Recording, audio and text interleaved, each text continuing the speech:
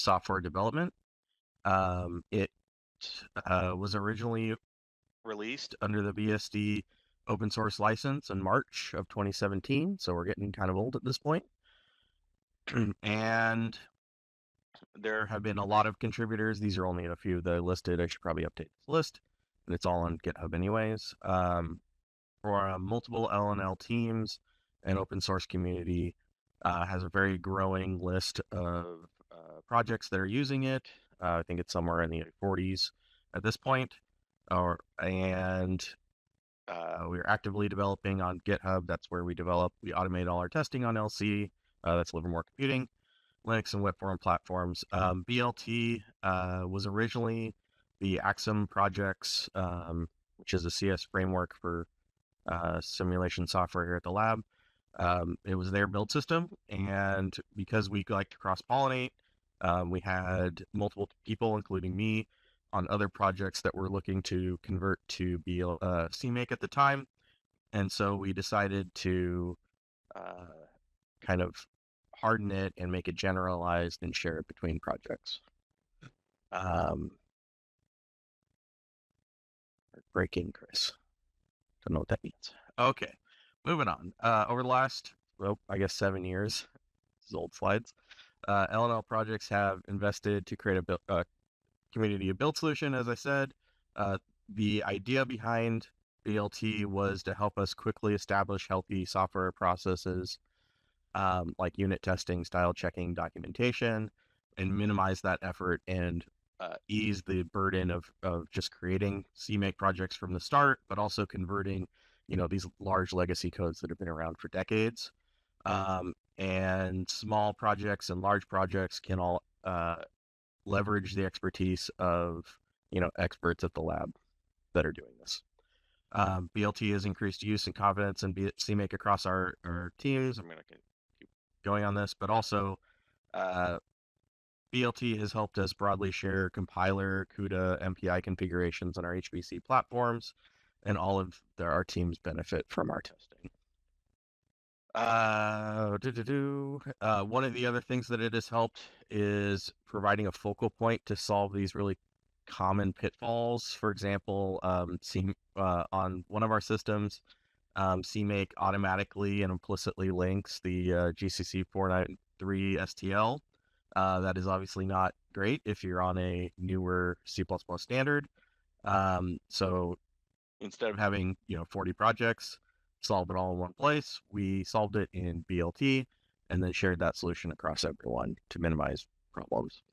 Other examples are normalizing CMake versions, version-dependent behaviors. For example, some of our machines may have an older CMake, or some project is on this older CMake, so we try to hide as much as that, when they flip variables, resolving CUDA issues and HIP issues as the CMake support evolved, and allowing HIP, while these slides are older, I should have read these longer, HIP early adopters to address support. When we started, there wasn't any HIP support or CUDA support in CMake, and so we needed that working.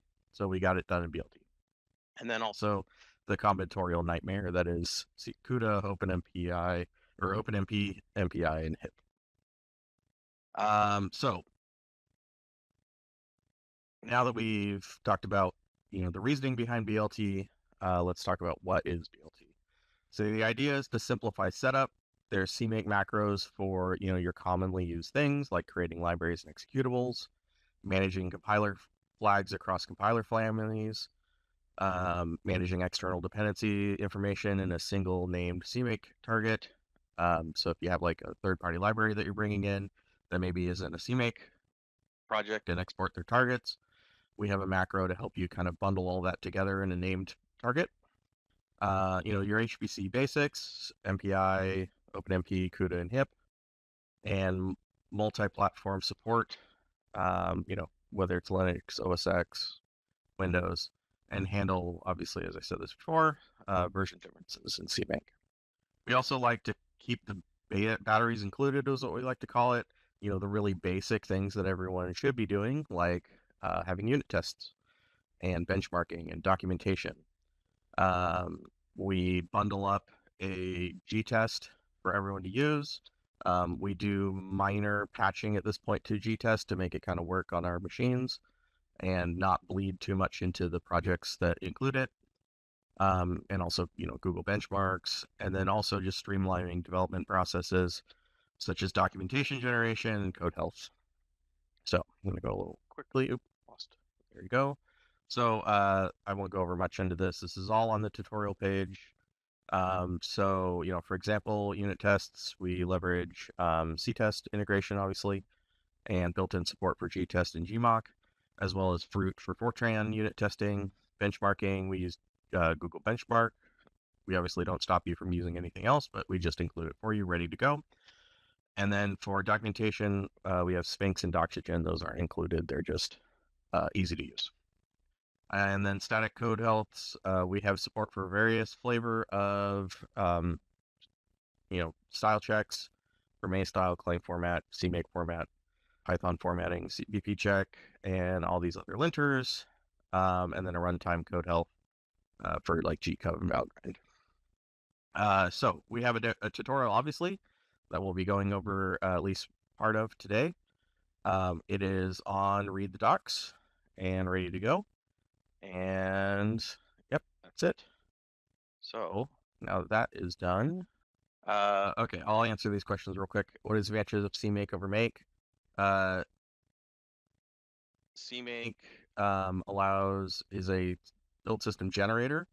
So if you write CMake, it will generate make files or Ninja or Visual Studio Code projects, build systems, whatever build system. There's a lot of generators in that, and so it allows a lot of cross-platform. It's also a lot easier to write, in my opinion. This is my opinion. It's a lot easier to write CMake than it is Makefile. Yes, so Google Test does come in BLT, but we don't stop you from doing anything else. It's just, easy. It's right there. Sorry, Mohammed. Can everyone else see my Visual Studio window? I can, yes. Okay. I don't know what to do about that. I'm sorry, Mohammed. Try logging in and logging out again. Okay. So what we're going to start with is a very basic tutorial from the ground up to get BLT. So what we're going to do is we are going to create a very, very basic BLT project. And if you want to follow along, or, just watch me do it, there's the link to the tutorial. That is the basic thing that I will do. Okay, so every CMake project requires 2 lines. It requires a CMake minimum required call and a project call. Just to talk about this. So this does 2 things. A lot of most people don't realize. Yes. Is one, it does a check to make sure that you are at least a CMake minimum required, as you would expect, of 3.8. But the other thing that it does is it sets CMake policies. CMake policies are basic behavior changes in CMake. And so if you say, CMake minimum required 3.8 versus 3.14, you might get slight differences in your running of CMake. Just a little gotcha there. So I'm going to ignore comments for a little while so we can get going. This, of course, doesn't do anything and isn't very exciting. So the first thing we're going to do is git clone BLT. All right, should have saved some of these things. So now the only thing I have is a checked out BLT and a blank one of these. And just to show you kind of what we're doing is to include BLT setup blt.cmake. And what this does is it will include, this is the bare minimum of what you need to get BLT going. There are multiple ways of including BLT in your Git project, but to make it in your CMake project, this is all you need. In the tutorial, there are a couple ways to show you how to do that. We're just going to ignore, there's a little more ways to do it, like including BLT outside of your project and stuff like that. But now that this is here, what we will do is we will create, oh, crap, my DSD box almost went off, a build directory. Because BLT has checks in it to make sure that you do not build in source. So if you don't go into a build directory and then build, or you build it in the root of your project, BLT will warn you an error out. That's not good practices to do so. So let's run CMake and to show you that what happens. So BLT does spit out a bunch of information. A lot of this is just generic stuff that comes out of CMake, but it prints you what version of BLT you're on, what CMake version you're doing, and then it also tells you whether there's 4 included BLT targets for HPC that are ready to use. All of them are off currently because I didn't turn anything on. I'm just letting it find the C++ compiler, and everything else is just turned off. Oh, yes. Something that I did not do in the last tutorial. So BLT has the ability to do a C++ standard.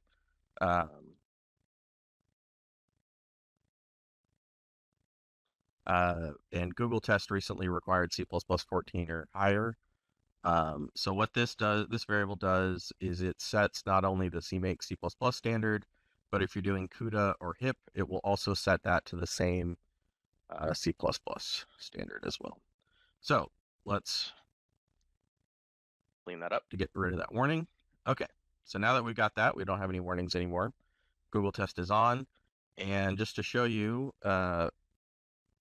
when by default, enable testing is on and G-test is on, it will build G-test for you. It'll also build, we have depending on what options you turn on in your build system, if you're enabling MPI or OpenMP or G-test or Gmock, we add a series of what we call smoke tests to your testing framework to make sure and also show you if you have something fundamentally wrong. So if you enable MPI and some of your settings are wrong for MPI, or your compiler doesn't work for MPI or whatever, the smoke test will fail to run because it's a very, very basic test. And that tells you that there's something fundamentally wrong with your configuration and not with your complicated test yourself. So you don't waste time testing. So with just these 4 lines, we now have a smoke test with G-test. And if we run make test, you can see that we have a test that ran. It was very quick because there's almost nothing in it. And 0 tests failed out of 1. So 100% pass. That's great. So, but that's not very exciting. So we're going to move quickly on to more stuff. So there are 2 macros that are very fundamental to BLT. They are just everything in BLT, except for one thing, which I'll ignore right now, is just wrappers around CMake functionality. And so you can always do things in CMake with just regular CMake, but BLT is just here to help streamline some of these things. So what we're going to do is we are going to copy some files because I don't want to recreate them.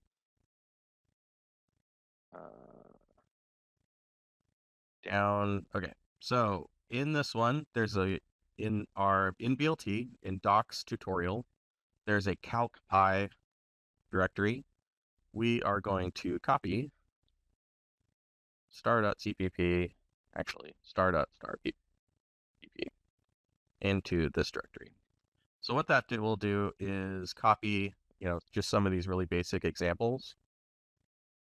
The first one we're going to do is this example. It just calculates pi. It's not really important what this thing does. But what we're going to do is we will call BLT add executable. This is one of the two macros. There's BLT add executable and BLT add library. You give it a name. We will call it example 1, just so we're following the tutorial. And also, and we'll give it example 1.2. There are a lot of things in BLT add executable. Bring this up real quick, just so it doesn't look like not really doing anything.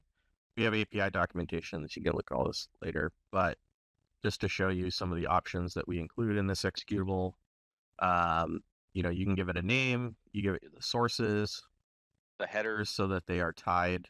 If something changes is the reason we do that. If something changes, CMake knows to rebuild things. So if you don't list your headers, it will, and you touch a header, it won't rebuild it unless you list it.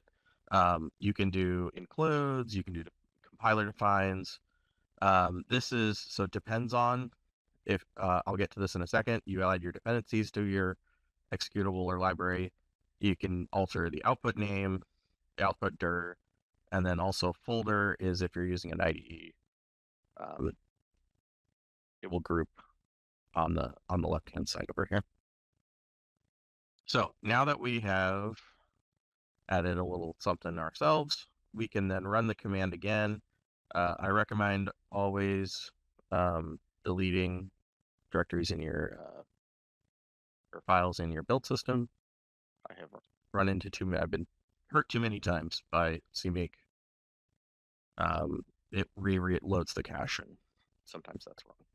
So now that we've rebuilt, you can see at the top, because it didn't depend on Gtest or anything. It built it first. Very exciting. So you can now run that example. It calculated pi. That's about as basic as a thing you can do in BLT. So let's make this a little more exciting. Now we can build an executable in a library. So we can leave that there. You can say BLT add library name. We will name this one a little more helpful. We will name the library calcpi. Just like I said a little second ago, we will list the headers. These are all things we've already copied.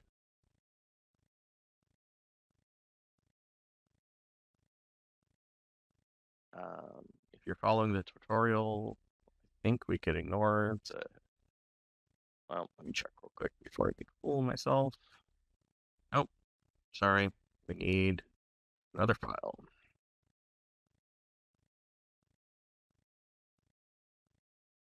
Can you go to commands up? I went into the build directory and I deleted what was in the build directory. Make sure not to delete your tutorial files, and run CMake. So when you run CMake, the ... is the end of the starting of your project.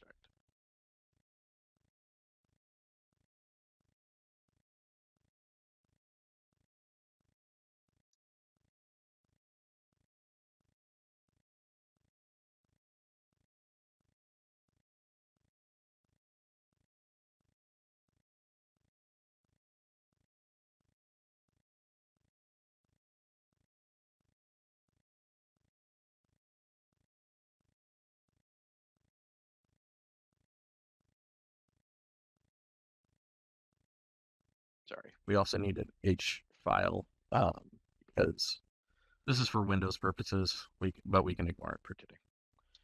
But it still needs to be there. All right, so we're going back to the build directory.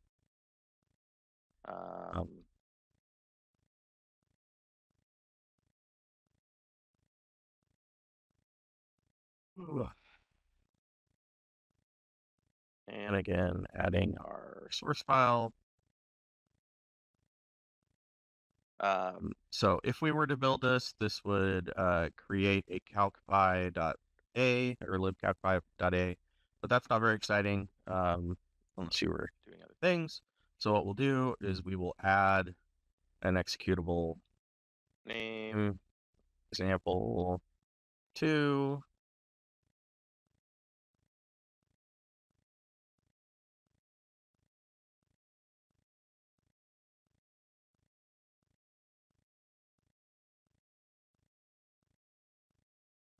Okay, so there's a few more things going on here. So we have now created a library with some headers and a source file. And then what we've done is we've made an executable named example2. We've given it a source file, but we've said that it depends on this library, CalcPy. If you are, you know anything about CMake, when you say that something depends on something, there are 3 different options. For ease of use, we went with public. So just to, if we were to not do this, in regular CMake, you would say add executable. You would give it a name, and then you would give it a source.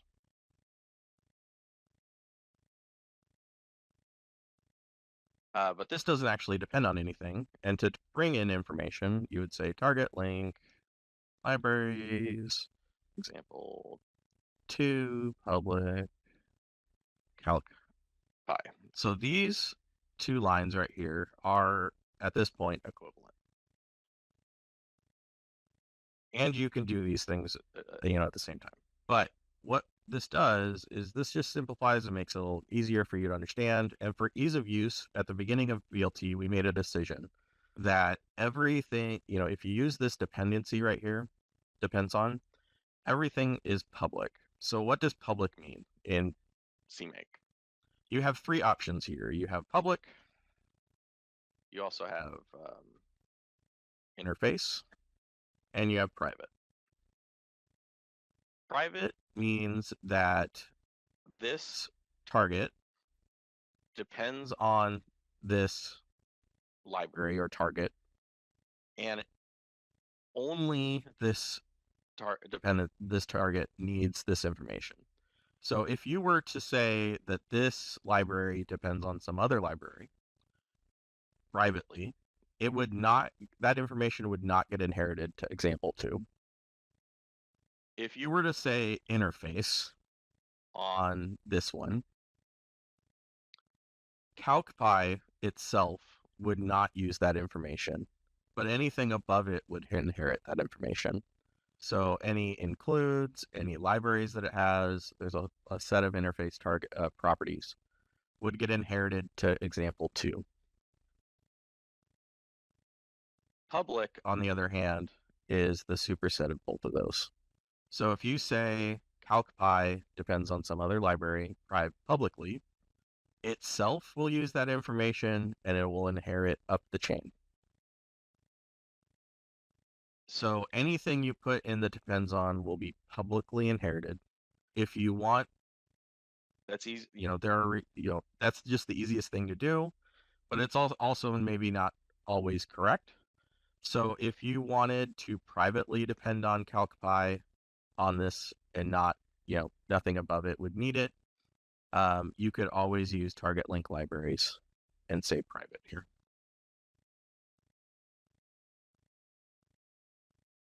All right.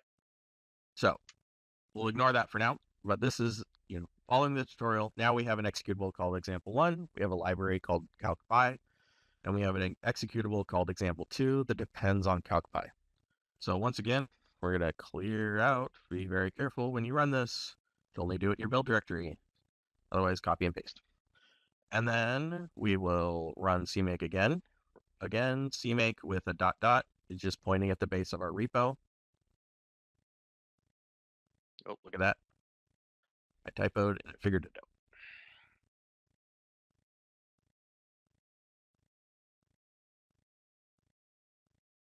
We're going to make. You can also run job slots. These are small projects. Shouldn't have to need it. Just like any other make file. And then if we run make test again, which is just ctest on the hood, you can see that we still only have the gtest smoke. because we have not added a test. So the next thing we can do is add a test. So another macro in CMake, we're gonna, this is not a G-test tutorial, so we're just gonna assume you know how to do that. We will, is there a test one? Oh, look at that. There is a test one. Okay, so now we have an executable that can run. Let's add a test for that library. So again, we will add an executable. We will give it a name. We'll very helpfully call it test1.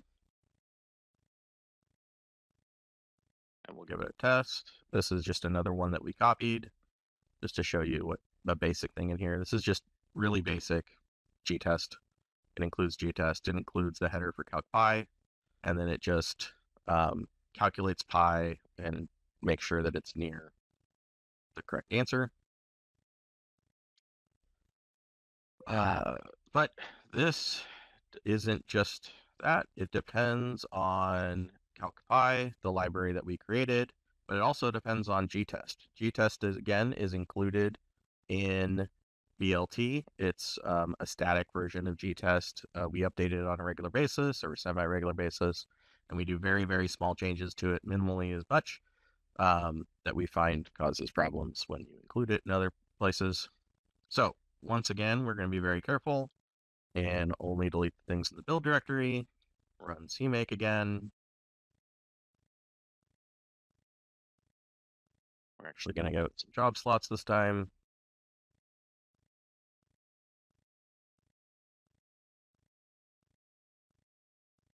Job slots are just a basic make capability. It just means build up to 4 things at the same time. Because CMake knows how everything depends on everything, it can do that. And if you look here, you can see that inside of the tests directory, up we have a gtest smoke, and bin we have our test. So you can override the, like I showed you before, you can override the output directory. I just am not going to bother doing that right now.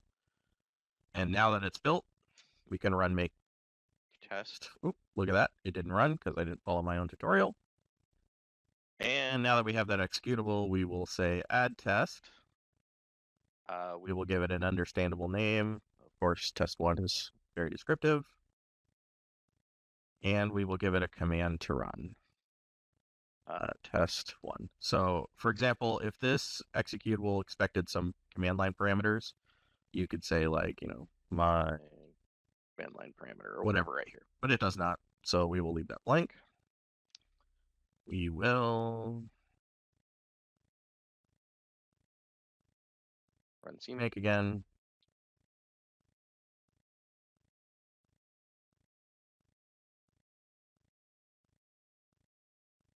Make J4.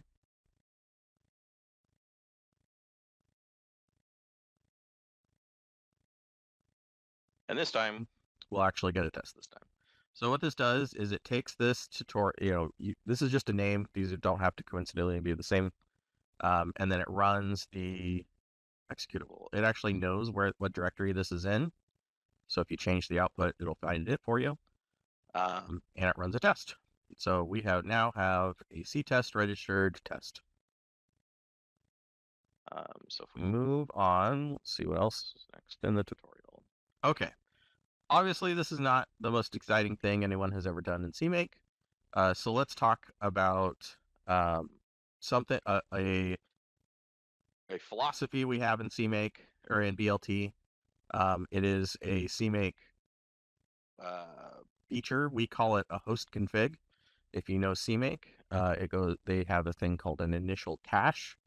The idea behind the host config is to capture and version control machine configurations. So we have one built in for this tutorial.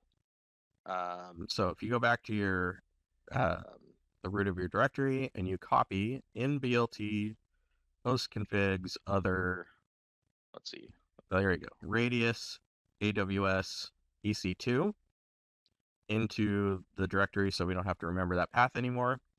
We have this thing called a host config. and there's a lot of information in here. This one's pretty basic, but the idea here is, at least for us, we have, every machine's a little slightly different. Every machine has different paths to your compilers and your options. Some machines require very special flags. And I don't want to remember all those things every time. And I would like everyone in my project to use the same configuration, so we're not arguing over what is, behavior. And so the idea here is you set all of your basic machine configuration in a single file and divorce it from your build system itself. So this one is meant for these AWS instances. It has a C compiler, a CXX compiler. We have enabled Fortran. Of course, two of these compilers are not used in this, but you could. And a little more exciting is we have enabled MPI. So the way we recommend to use MPI in CMake is to have your basic compilers be your general compilers, your regular ones, and then you set your MPI compiler wrappers as variables here, and then you give it some basic information. So what's your MPI executable? Do you need a numproc flag in MPI? And also, when we actually ran this, we figured out that we needed extra information on when we run an MPI executable called oversubscribe, otherwise it didn't work. So once you figure this out, you don't have to figure it out again. You don't have to list it on the command line every time. You just have to point at your host config. So let's go back into the build directory and we'll again clear it out. But this time we will point at our host config. So what we'll do is -c is the command line option in CMake for an initial cache. Cache variables are global and immutable in CMake. So once they are set, unless you force them, they will stay. And most of these are all just regular regular CMake variables. This one's a BLT variable. This one's a BLT variable. This is just used below it. And these three are all BLT. That might be the old one. I can't remember. But either way, it works. All right. So once we have -c, we will name it. We'll point it. And then again, we will point at the base of our repo. So to show this, why we're doing this, now we have BLT support is on. The reason we split the compiler wrappers, you can technically list the MPI wrappers here, and then there's an option to say BLT, or sorry, it's enable find MPI, and you set it to off, and then it'll just use the wrappers. But we like to know what's going on underneath the hood, so we'd leave everything default. So what this does, and this is a basic CMake thing, is it queries the wrapper for information.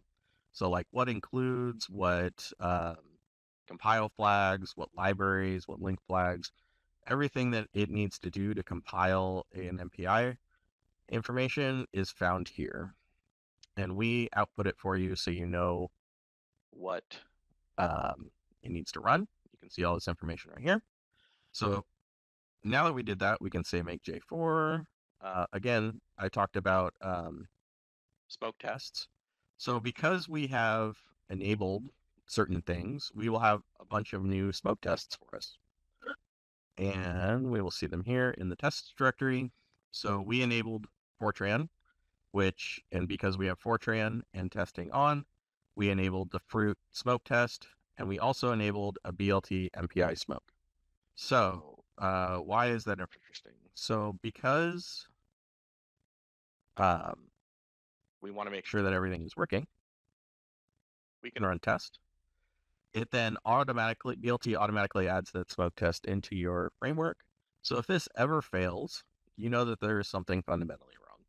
Because the only thing that this is doing, I'll show you real quick, is we have all our smoke tests right here. It is a really, really basic MPI thing. It grabs how many ranks you have, or sorry, which rank I'm on, uh, how big the size is, and then it just does a really basic all reduce of 1 to make sure that everything returned the count. So if we were to run that by hand, which I don't really want to do, because I don't want to, I'll end up making a fool of myself. Um, because this is kind of hidden, if you go into your build directory and you run your tests, you can always go into here. It's called testing temporary and then last test log, and you can see the output and what command it ran for everything. So for our basic ones, the command was just, where is the executable? We found that automatically for you. But the MPI smoke one is slightly more interesting. It built up the MPI command for you. And it did MPI run, MP, or, because that's what we told it to do underneath the hood for you. We did oversubscribe, and then the executable for you right there. And you can see that all it did was just make sure that it all reduced all of the ranks to 4, because that's what we asked it to, and then it passed. So going back to that, the CMake. Okay, so let's say that we actually wanted to run that, a MPI test ourselves. Let's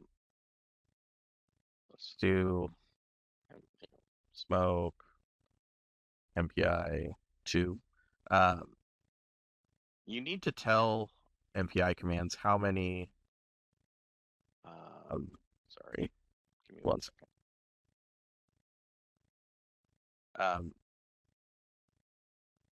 This alone would not run it as an MPI executable. So to do that, we would do, and oh, actually, I guess the tutorial does this. Sorry. Give me, skipping ahead. We'll go back to this. Okay. So if we wanted CalcBy to do it in a parallel fashion,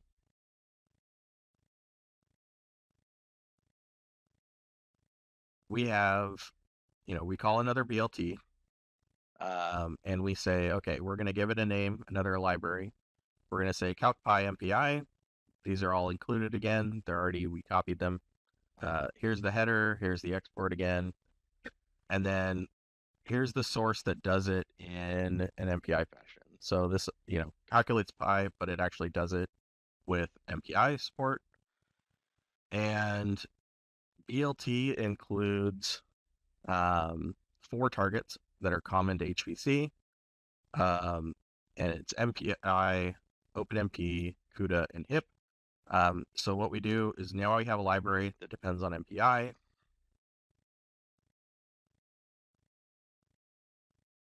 But to use that library,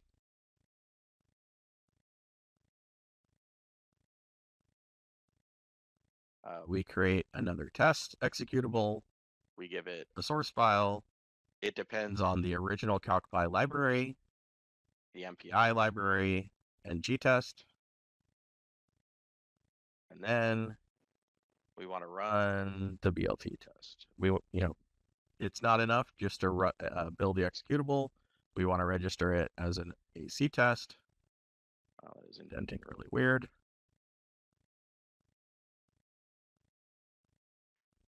Okay, so now we have this test 2. We named it. Again, doesn't have to be the same thing. You give it a command. This doesn't need any command line parameters, but this time we want it to run as an MPI test. So we say number of MPI tasks. We give it 2. We clean. Ooh, that scared me for a second. We want to make sure that we run with the host config that has MPI support enabled.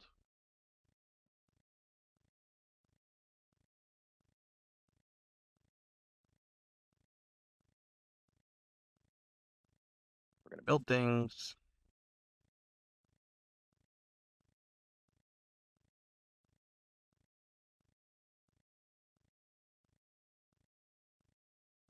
And we're going to run that again. Okay. Really helps. Okay. We're not going to rebuild again. This should work. Okay. I didn't run CMake again because I know I didn't do anything that was too egregious. But this time, it recognized that there was a new file that needed to run. And again, we have a test here too that actually passed. It took a little longer. And if you want to look, and this is very helpful if you don't know that this is here. So it built up the command. BLT did this. Under the hood, we told it 2 MPI tasks. It knew this from our host config, and it run. And again. And this is just the output of the test. But you ignore it. Everything passed. Everything's great. All right. So there are other MPI things that might be useful. This hasn't happened in a long time. Just to talk about host configs for a second and BLT support. On some machines, CMake's ability to find information from a wrapper, or the wrapper is wrong. You may get wrong information out of the wrapper. There are ways to override that. And actually, I'm going to swap over to the tutorial or the BLT documentation for a second.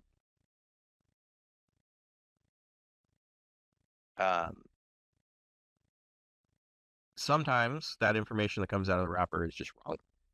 And this hasn't happened in a while. We had a machine that used to do this a lot because it was a cross-compiled machine. So the login node would be different than the backend nodes. And sometimes those were not correct. So what you can do is you can just override them by yourself if you know what they are. These are BLT variables that you can set that will override exactly what is in the host config. Or sorry, not in the host config, but in the CMake support. You would set these in the host config. You can also, if you don't like the way that we query information out of the wrapper and then set it on the command line for you to see, some people don't, you can always set, again, enable find MPI to off, and then just use the wrappers directly as your default compilers. Just to show really quickly some other things that we have in BLT that I don't have. These instances, which we're kind of done with the instance, don't have CUDA support enabled. So this doesn't but if you wanted to have a CUDA support, there is a calcpy CUDA in there, which again, you would just follow this tutorial. You could say you create the calcpy CUDA, but you have to set some information in your host config. So you would enable CUDA, you would set your CUDA compiler, and your host compiler. BLT actually will set this for you, I'm pretty sure. You would set your CUDA architecture to some number that's correct. And if you need to override CUDA flags or set CUDA sample compilation, this is kind of the basic information you need for CUDA support and BLT. And again, you would just create a library. You say depends on CUDA. You create an executable and you create a test. Unlike MPI, you don't need to tell it. And it would run. So we also have support for OpenMP. This might have worked in the tutorial, I'm not sure. But it's the same thing. You create an executable, you say it depends on the BLT OpenMP target, and then you tell it how many OpenMP threads to use, and BLT will set that for you.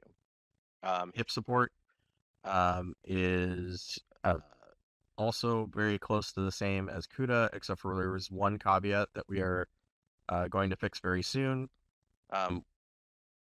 One of the things, kind of the fundamental things in BLT is that we, at the lab, we get this big advanced architecture supercomputers, and sometimes they come before CMake support is fully ready. This happened with CUDA, and it's happened with HIP as well. When we needed HIP support in CMake, CMake didn't have HIP support like it does today, and we're a little behind right now, but we're going to fix that. So you would just say enable hip, you give it a hip root directory, hip architecture, and this creates these two targets, the hip um, target, which adds your include directories, the runtime, and compiles the sources as hipcc. The one caveat that I was about to say, and I skipped ahead, was that you need to set your hip compilers as your main compilers in BLT. That will be fixed soon. And again, I mentioned this earlier, but if you set BLT CXX standard to something like C++17, it will set it for C++, HIP, and CUDA all together. And here's some examples of a host config that work. You give it your HIP compiler as your default ones, and your basic HIP information. This is what works on the TOS4 crate machines if you have access to those. And again, you just add the target right here. The next thing, there's a couple other things that I wanted to showcase real quick. If as many projects do, they depend on third-party libraries outside of your build system. BLT has a couple ways to make that nicer for you. If the library you depend on does not have CMake support and export its targets. So I like to I call this 3 different layers of support. For third-party libraries, the basic one is that there is no CMake support whatsoever in the library that you depend on. So it just installs a library or an include in a directory, and you just need to know where they are. So for this example, let's ignore the fact that there is Lua support in CMake itself to find these targets. So let's say that you dependent on Lua. You would say you would tell your build system, probably in a host config, where your Lua was installed. You'd have some basic error checking to make sure that that directory actually exists. These are CMake variable functions. So you want to find a path to your Lua header that you depend on. You'd give it some suggestions, and then when it found it, it would fill this variable with the path that it was found. And then you also need the library. So find library, again, you fill the variable with what is found. You give it some names that it could possibly be. And the directory that it is, CMake will actually change this to lib or lib64 if you tell it to. And just don't look anywhere else other than, the path I gave it. This is basic CMake information. This will just say if these 2 variables are not filled with something, error out. This is basic CMake stuff. And then it also creates a variable called Lua found. If Lua is not found, error out. Otherwise, throw some status messages. But here's the part that's slightly interesting. We created a macro called BLT import library.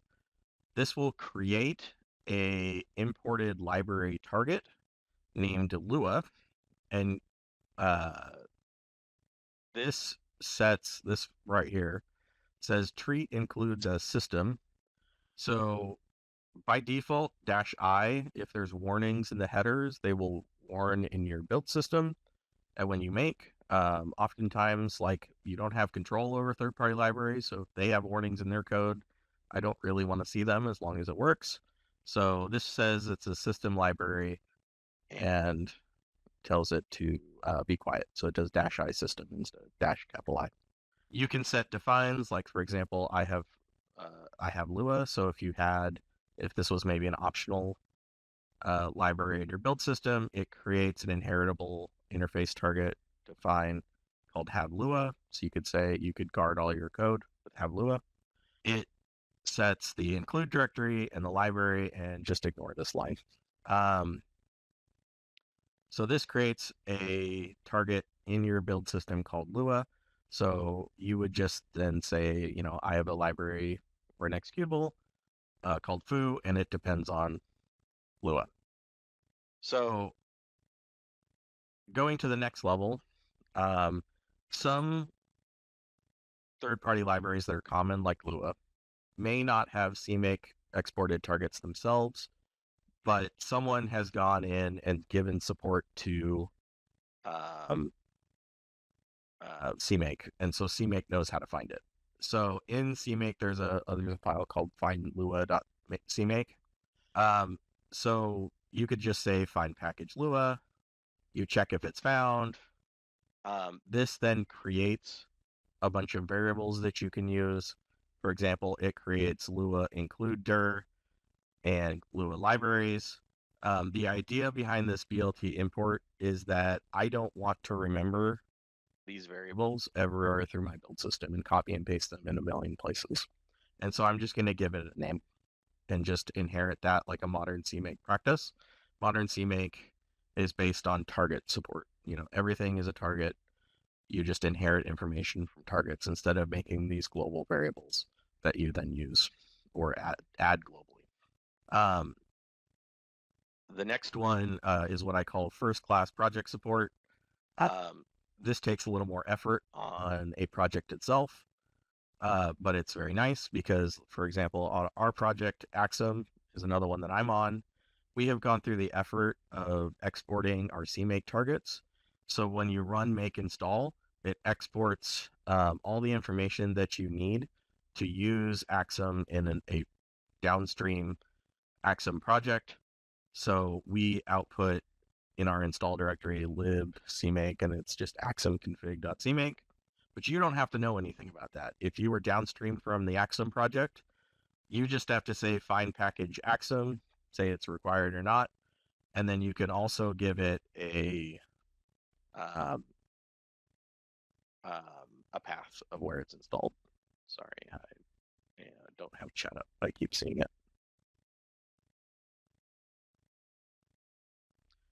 Could you explain the syntax of scoped targets? How would we know to include BLT something or my TPL something? So the scoping of targets in CMake is not really scoping. There is where do we do that? I can bring it up real quick. It's an option for when you create a target, you can give it a scope. It's the same as saying like BLT underscore MPI. Let's see if I can find it real quick for you. So we technically just alias it right here, but you can. Hold on. If I can't find this in a second, I won't derail it. This is just basic CMake, and I'm. Oh, it's not that one.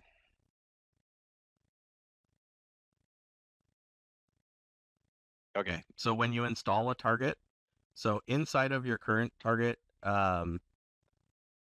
we, in Axum, we break all our library into component libraries. So we have a component named Slick. That's just, so inside of our build system, it's called Slick. But when we install it downstream, we don't want to clash with a downstream project because, for example, one of our components is called Core. Core is a very generic name, which is fine inside of ours.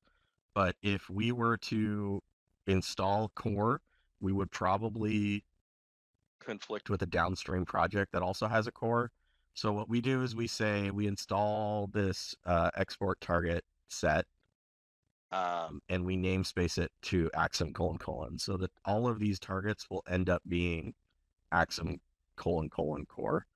BLT does another special thing so that we don't conflict internally. But yeah, it's too far down the hole. I don't want to talk about that right now. How do you export and install TPA targets with your own project that is already have first class CMake support? How do you export and install?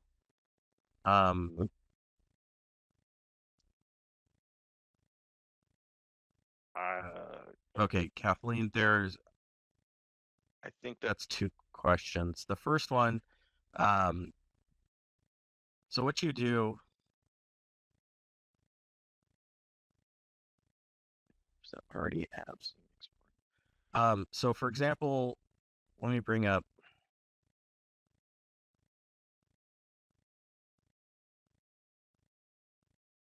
so here's an example we have in Axum that tests whether our exported targets work basically. So we export a config file that I'll show you in a second. But downstream targets, all they need to do is call, this is a built-in thing. Find dependency is just a wrapper around find package. It's simpler. You say find dependency axiom, require it. We don't want a default path because we don't want it finding somewhere else on the system that's installed. And we say just paths.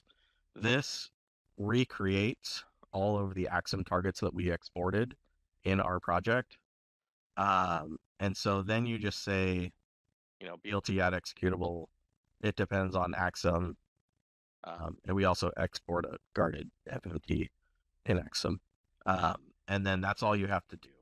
That's a downstream project. If you want to know how to, how much did I hide this? Sorry. If you want to know how to do that in your own project, yep, I hit it. Okay, so let's just talk about this real quick. This is just a wrapper around BLT edit library. You would create a target, and then you need to call two things. Let me try to find it.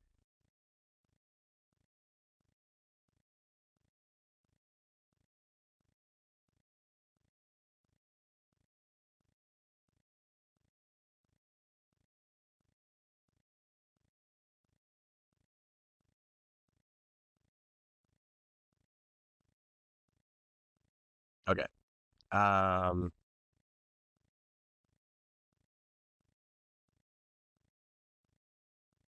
See, I've hit this. So you could, one thing that you need to do is you need to install, and I don't know how I did that. You need to install the file, the headers that you need. So you would say, install files, your headers that you want to install and where to put them. You need to do the similar for your mod files in Fortran. That's my thing somehow. Let me try to find the thing that I'm showing you, Kathleen. Sorry. Okay. At that point, so the part that can go, this is a little tricky to get right, and CMake is very strict about error messaging in this. So if you don't get it right, I assure you, it will yell at you. But once you have created all the targets that you need to do in CMake, you then create an export set. So you say install. Really needs to stop doing that. And you list all of the targets that you want to export in your export set. So this macro builds up a list of all the enabled components that you did. So if this would be like core, slick, slam, primal, whatever you had enabled, you give it a name. So you say export axiom targets, because that's the name of the export set we created. And you tell it where this is going to go. So this will create a file in here called lib/axiom-targets.cmake, I think it is. And inside of there, that is an automatically generated file by CMake of all of your targets and all the information it needs to recreate them. That is not entirely useful for a lot of things unless you have just basic ones. And so then what you do, this creates the export set, and then you need to install the export set. So we say, okay, there's the export set. We want it namespaced, and that's where to put the information. And then we create a very basic fake empty header or library target called axiom that depends on all of the other ones. But what that will do is only create like axiom : slick, axiom : core. Those alone depend on other third-party libraries because axiom depends on other third-party libraries. That is not what I would classify third-party library support, because downstream users would also need to depend on all the things that we depend on. So we create a custom file called axum-config.cmake.in. This is then during your build, your CMake, we run configure on this file, configure file. It then injects a bunch of information into this file. So these are variables that are created during our build time, our configure time, and it will inject those values into here. So for example, do you have inlet enabled? Do you have FMT enabled? But more importantly, down below, if we had ADAC support on, we recreate that for you. So when you call that find dependency axum that I showed you a little while ago in a downstream project, it will load this file. It will then recreate the third-party libraries that you need. And then slightly down below, what it does is it includes the BLT targets, which is, I won't go into this real quick, but what it then does is it includes that automatically generated axum targets.file, and it recreates that helper target. And at that point, that's the helper target right there. All you need to do is just say, my library depends on axum. That's a very, very quick how to do first library support. I need to better document this because there's a lot of ways to do this wrong. And CMake's documentation, in my opinion, is not. There's like 500 ways to shoot your foot off.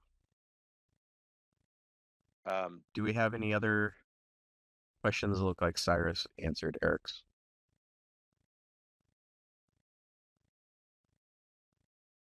Otherwise, thank you guys for showing up.